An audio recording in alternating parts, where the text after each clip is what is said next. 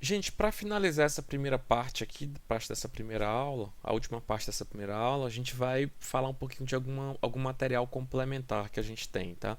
Que a gente selecionou aqui. Eu selecionei referências para livros, artigos científicos e algumas documentações na web. A primeira que a gente vai ter aqui é a introdução ao Node.js lá do... Deixa eu tentar aqui dar uma... Vamos lá.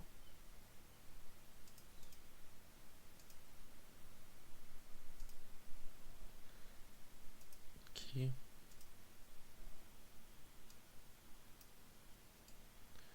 A primeira é a introdução a Node.js que tem lá na documentação da Mozilla Foundation. Então aqui já tem uns exemplos de como criar um servidor, só que um servidor web, só que utilizando uma biblioteca externa chamada Express. A gente vai falar dela daqui a pouco, na próxima aula, mas já vale a pena dar uma olhada nesse material aqui.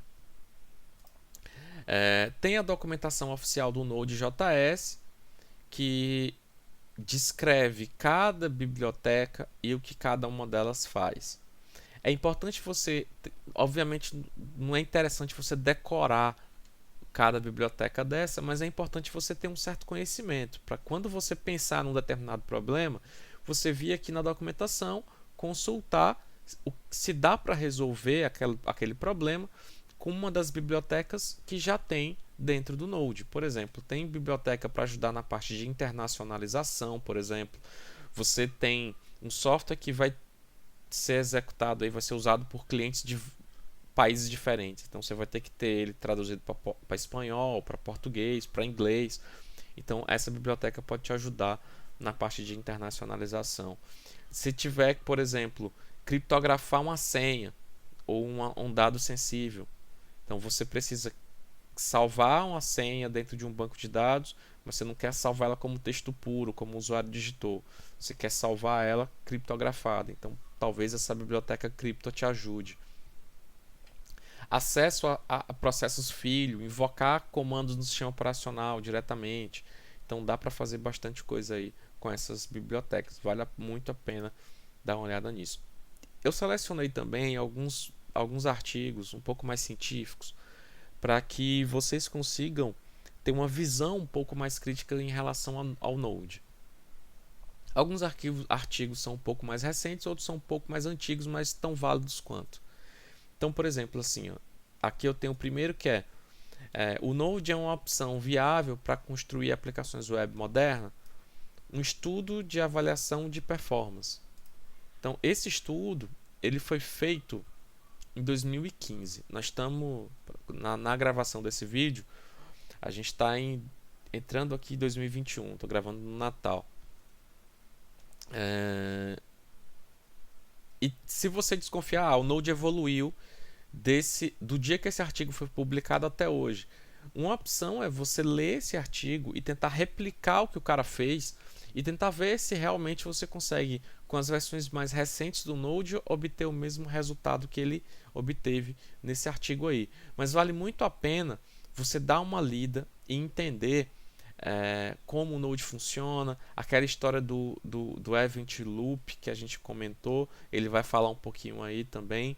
Ele vai falar um pouquinho também da ideia do MVC e comparar um pouco o Node com outros ambientes de execução e outras linguagens. Vale muito a pena dar uma lida porque é um artigo científico com resultados medidos, né? com métrica, efetivamente. Outra opção aqui é a comparação dos servidores em Node com servidores web tradicionais. Qual a diferença? O que muda? O que diferencia? Esse artigo já é um pouco mais recente, ele é de 2017. É um artigo relativamente curto, mas com resultados bem interessantes. Eu tenho uma outra opção aqui que é utilizando JavaScript para construir aplicações de alta performance para rede. E esse aqui ele é mais focado em programação para rede com o Node, né? Como o Node utiliza os recursos de rede. E aqui é um artigo que foi publicado numa revista e vale muito a pena. Inclusive ele olha aqui, ó, ele dá um exemplo aqui muito semelhante ao que eu fiz na outra aula passada, que é para criar um pequeno servidorzinho web simples. E por último, mas não menos importante, um artigo onde o autor investigou o excesso de utilização de bibliotecas Node até para problemas triviais. Tipo assim, o programador tem um problema muito trivial que nem vale tanto a pena incorporar uma biblioteca externa, mas ele incorpora para dentro do seu projeto uma biblioteca externa, que é grande, vai inchar um pouco mais o teu projeto, que aí é uma coisa que a gente vai ter que entender. É o seguinte: toda vez que eu trago uma biblioteca externa para dentro do meu projeto, o tamanho do meu projeto ele vai aumentar. O pacote de instalação vai aumentar, vai consumir mais espaço no servidor. Então, será se vale a pena realmente, sempre que eu precisar de uma coisa que eu não tenho implementado, eu baixar uma biblioteca? Às vezes o cara baixa uma biblioteca de vários mega para usar uma funçãozinha só, que ele poderia implementar na mão mesmo e não perderia tanto tempo. E é exatamente isso que esse autor investiga nesse artigo. Ele faz um estudo empírico aí desse aspecto.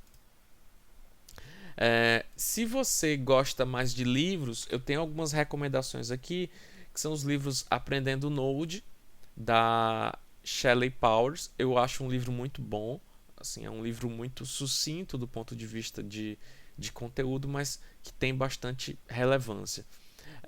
Tenho o livro do Ricardo Lecheta, que é o Node Essential. Ele está na 3ª edição. É um livro de 2018, é um pouco mais recente. E tem a última versão aí, a 3ª edição do livro Construindo Aplicações com Node.js, que é do William Bruno Moraes. Esse livro foi publicado agora em 2021, a última edição dele. Talvez seja uma opção bem interessante. E é isso por hoje. E nessa aula é basicamente isso. E a gente volta nas próximas aulas aí falando um pouco mais sobre Node, entrando em aspectos um pouco mais avançados, né? Aqui foi só o básico. Até mais, valeu.